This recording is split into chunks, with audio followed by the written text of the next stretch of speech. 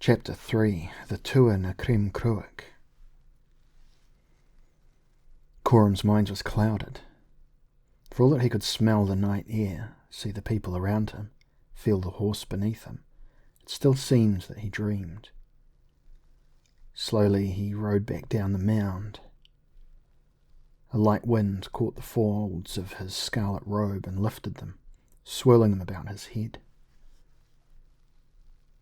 He tried to realize that somehow he was now separated from his own world by at least a millennium. Or could it be, he wondered, that he really did dream still? He felt the detachment that he sometimes felt when he was dreaming. As he reached the bottom of the grassy mound, the tall Mabden folk stood back respectfully. By the expressions on their well-formed features, it seemed plain that they too were dazed by this event, as if they had not really expected their invocation to be successful. Corum felt sympathy for them. They were not the superstitious barbarians he had first suspected he would find. There was intelligence in those faces, a clarity about their gaze, a dignity about the way in which they held themselves, even though they thought they were in the presence of a supernatural being. These, it seemed, were the true descendants of the best of his wife's folk. At that moment he felt no regret that he had answered their summons. He wondered if they felt the cold as he did.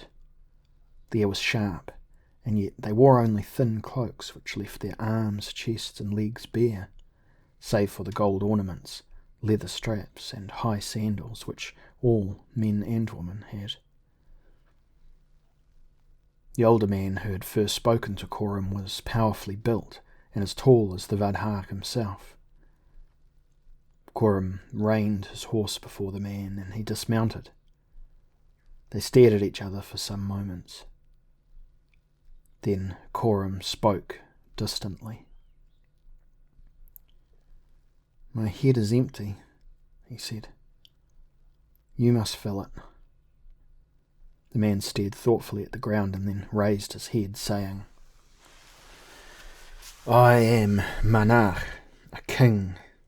He smiled faintly. "A wizard I, of sorts.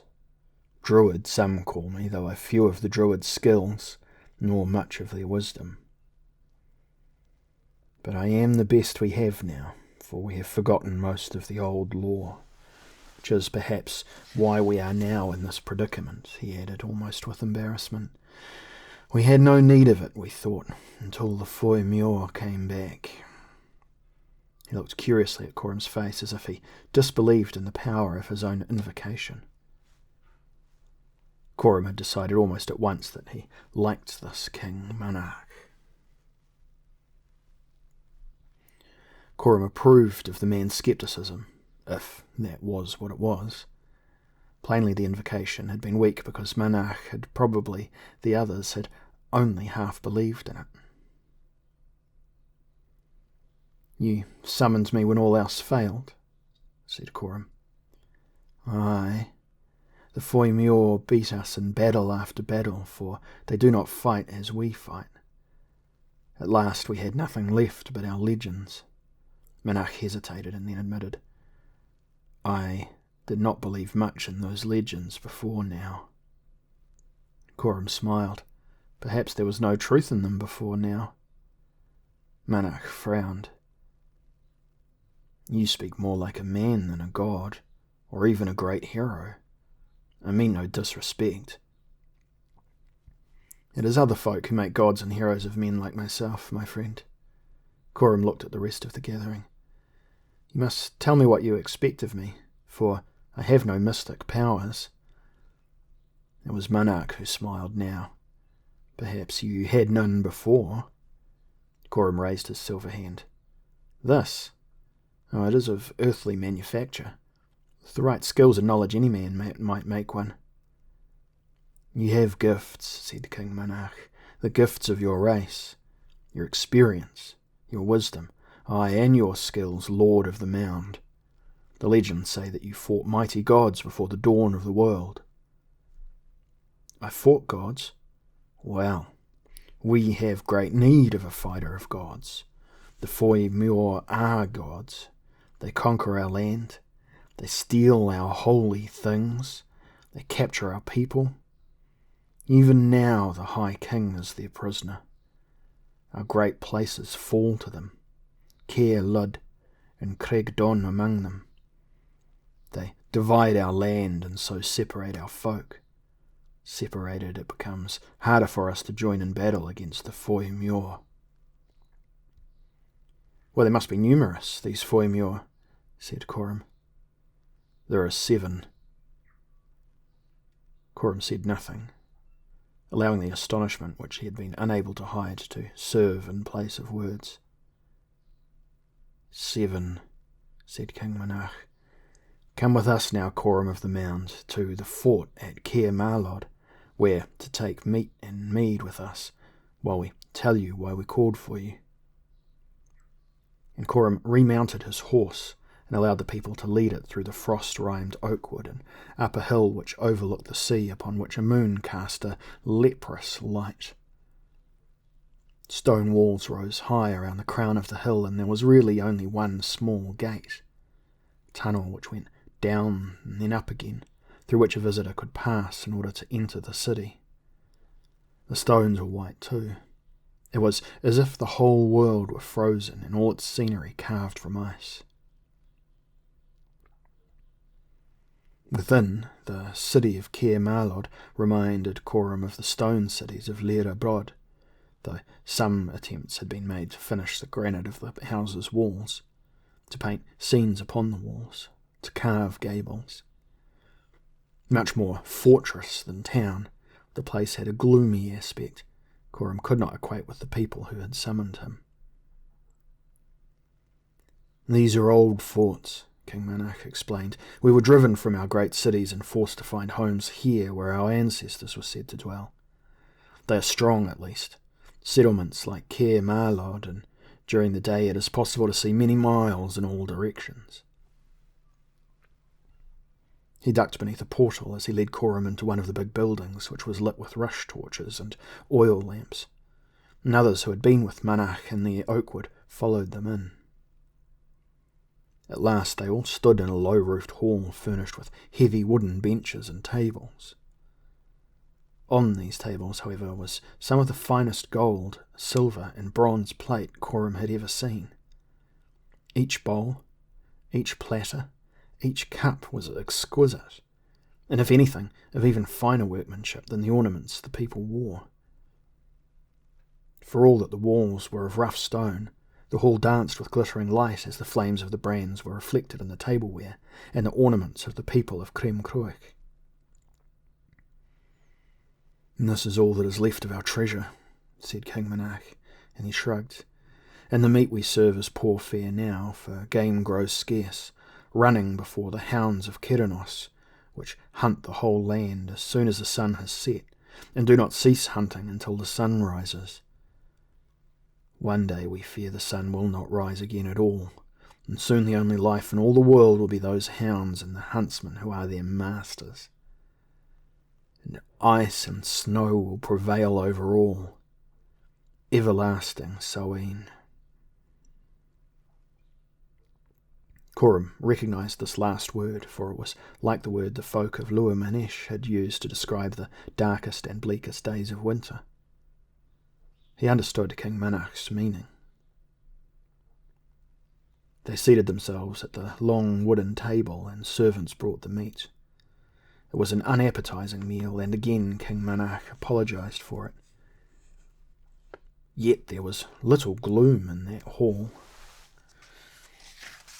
This night, as harpists played merry tunes and sang of the old glories of the Tuha-na-Cremm Croich, and made up new songs describing how Coram Jalen Ursay would lead them against their enemies and destroy those enemies and bring back the summer to their land. Coram noticed with pleasure that men and women were on terms of complete equality here, and he was told by King Monarch that the women fought beside the men in their battles, being particularly adept in the use of the battle snare, the weighted thong which could be hurled through the air to encircle the throats of the enemy and strangle them or snap their limbs and necks. Well, these are all things which we have had to learn in the past few years, Minak told Coram, pouring him frothy mead into a large golden cup. The arts of battle had become little more than exercise, games of skill with which we entertained each other at festivals.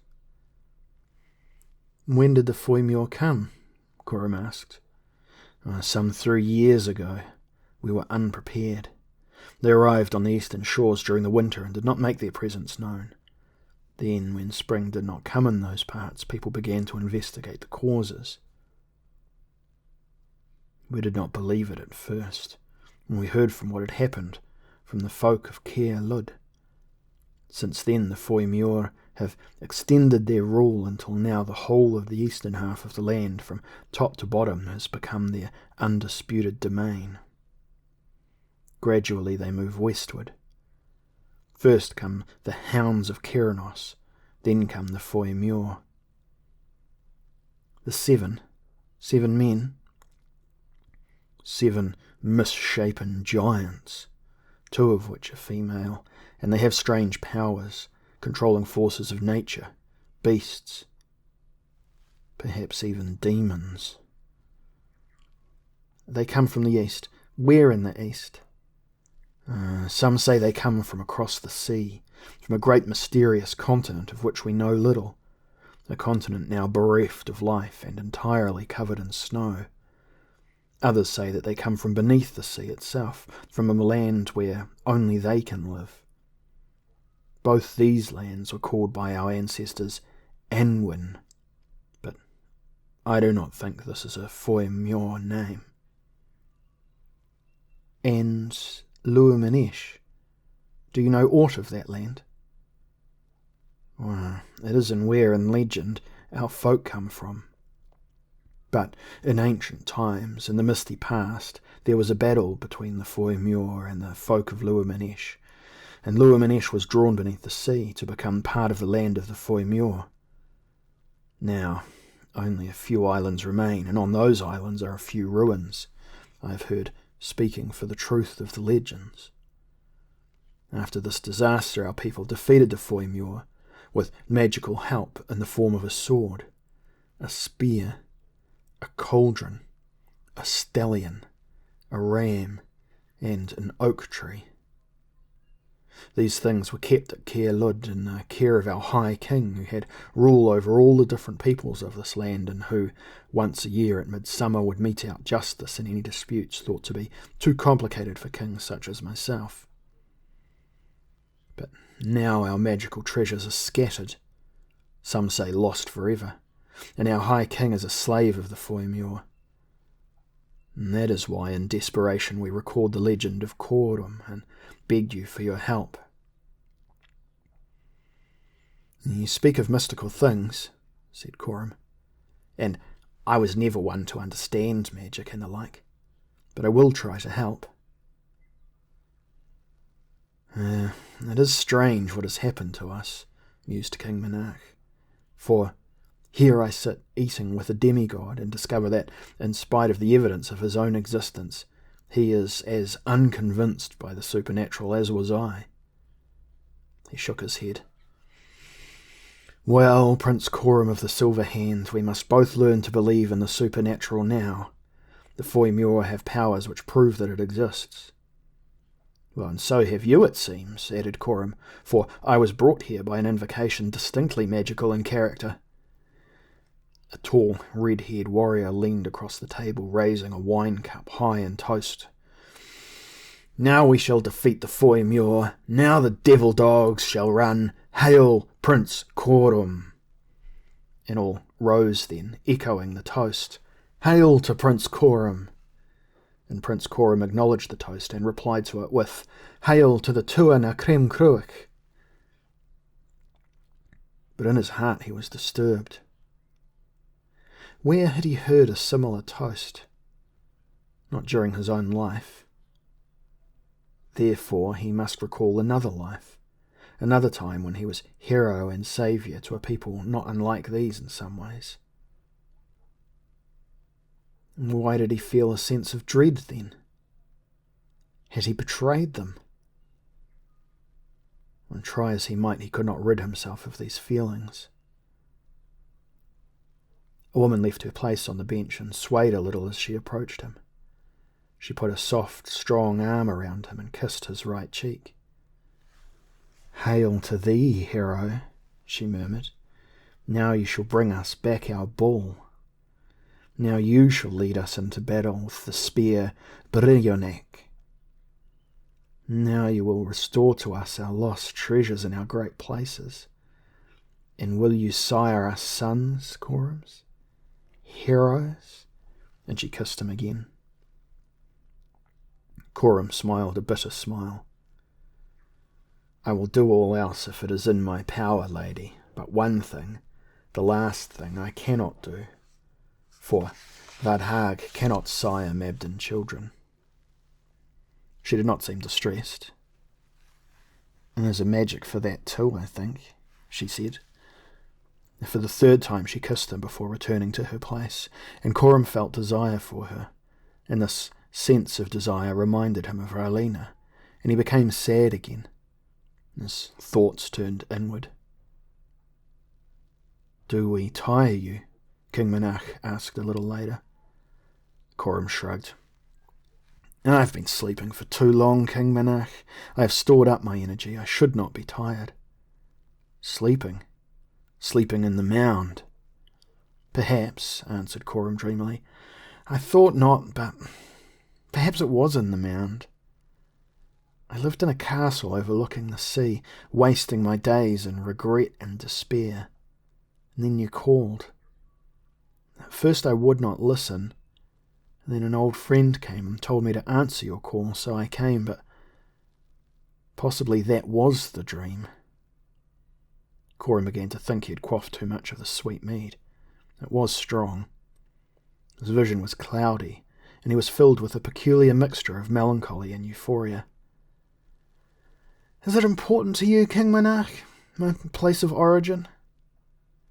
"No, what is important is that you are here at Caer Marlod, that our people see you and take heart."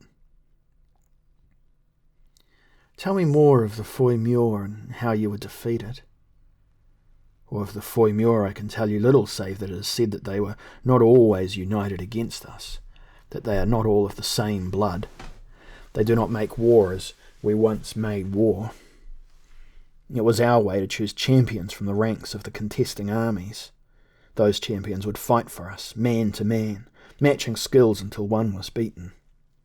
Then his life would be spared if he had not sustained bad injuries from his fight. Often no weapons at all would be used.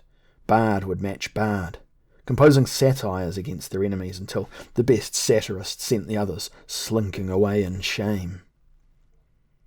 But the Foy Muir had no such notion of battle when they came against us. That is why we were defeated so easily. We are not killers, but that folk are killers. They want death. They crave for death. They follow death. Cry after him to turn and face them. That folk, the cold folk, are like that. Those people of the pines. They ride willy-nilly in pursuit of death and herald the reign of death, of the winter lord across all this land you ancients call Broan Mabden, the land in the west, this land. Now we have people in the north, the south and the west. Only in the east have we no people left, for they are cold now, fallen before the people of the pines. King Monarch's voice began to take on the aspects of a dirge, a lament for his people and their defeat.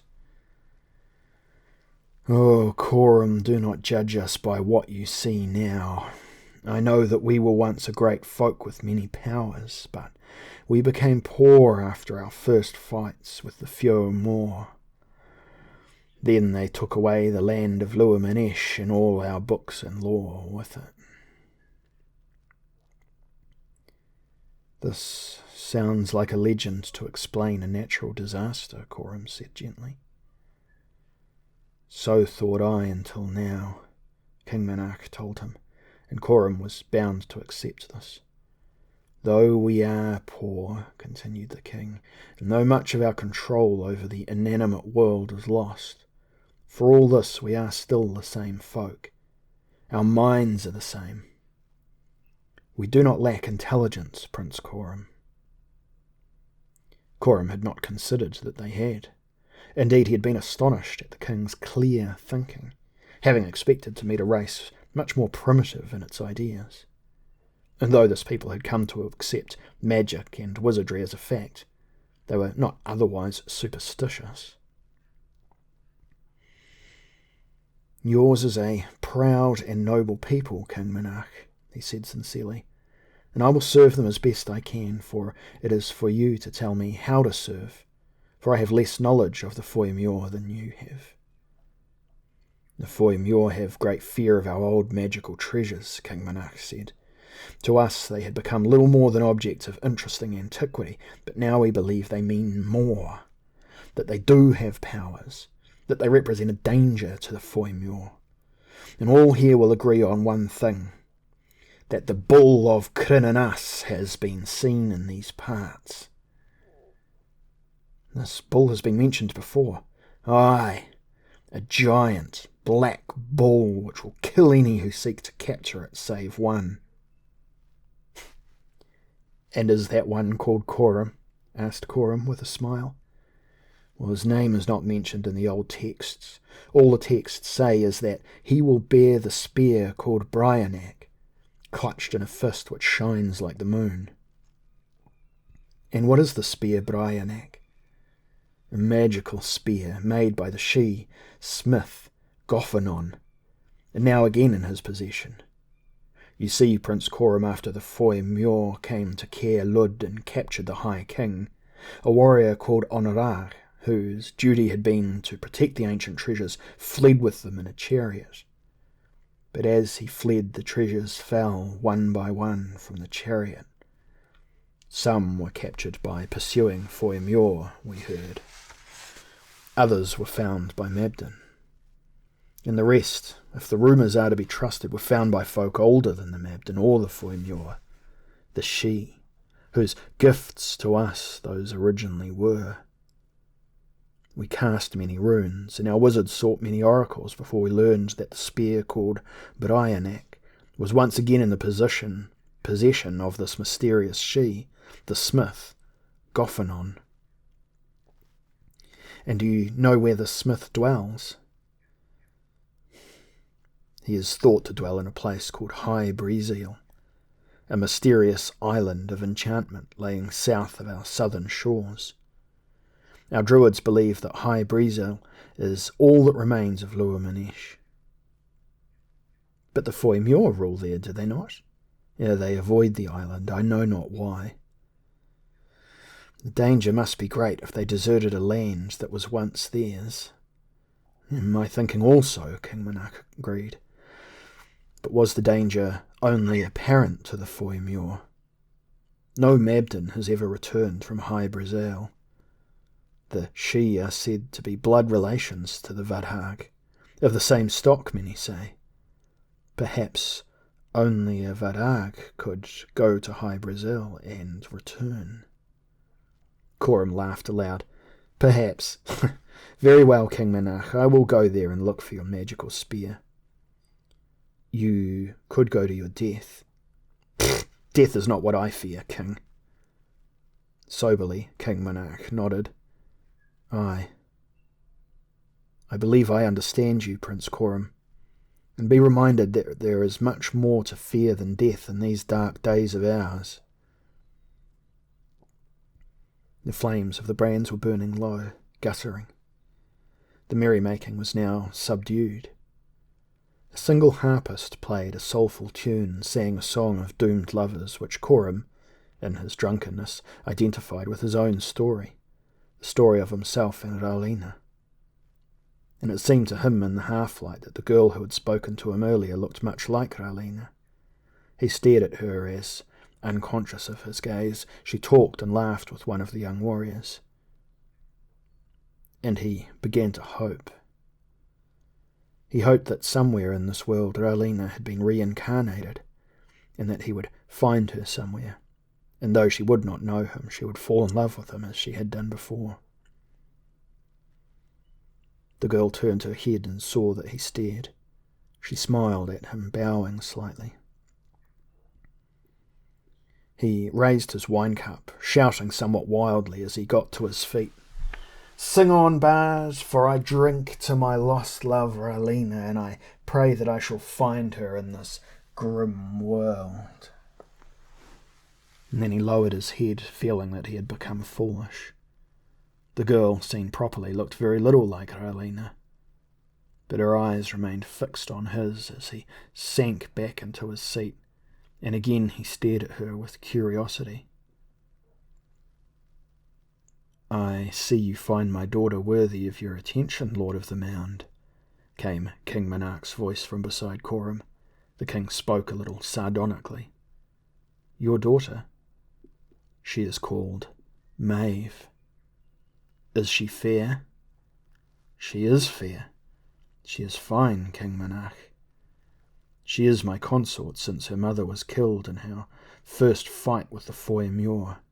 She is my right hand, my wisdom. A great battle leader is Maeve, and our finest shot with battle snare and the sling and tathlum." "What is the tathlum?" "A hard ball, made from the ground-up brains and bones of our enemies. The Foy Muir fear it. That is why we use it. The brains and bones are mixed with lime, and the lime sets hard. It seems an effective weapon against the invaders, and few weapons are effective, for their magic is strong," Coram said softly as he sipped still more mead. "Before I set off to find your spear for you, I should like very much to see the nature of our enemies." King Monarch smiled. "It's a request we can easily grant, for 2 of the Foy Muir and their hunting packs have been seen not far from here. Our scouts believe they head towards Caer Marlod to attack our fort. They should be here by tomorrow's sunset." "You expect to beat them? You seem unconcerned." "Oh, we shall not beat them. Attacks such as this are, we think, more in the nature of a diversion for the Foy Muir. On some occasions they have succeeded in destroying one of our forts, but mainly they do this simply to unnerve us." "Then you will let me guest here until tomorrow's sunset?" "Aye, if you promise to flee and seek High Brazail as the fort begins to fall." "I promise," said Coram. Again he found himself glancing at King Monarch's daughter. She was laughing, flinging back her thick red hair as she drained her mead cup. He looked at her smooth limbs with their golden bangles, her firm, well-proportioned figure. She was the very picture of a warrior princess, yet there was something else about her manner that made him think she was more than that. There was a fine intelligence in her eyes and a sense of humour. Or did he imagine it all, wanting so desperately to find Rowlena in any Mabden woman? At length he forced himself to leave the hall, to be escorted by King Monarch to the room set aside for him. A simple room, plainly furnished, with a wooden bed sprung with hide ropes, a straw mattress and furs to cover him against the cold. And he slept well in that bed, and he did not dream at all.